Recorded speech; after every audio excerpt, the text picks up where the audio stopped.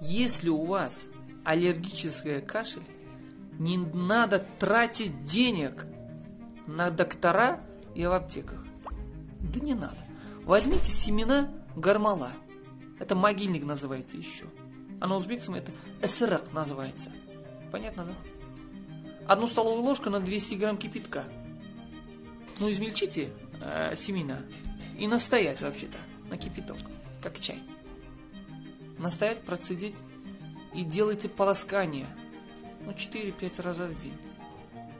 С помощью Аллаха аллергический кашель устранится.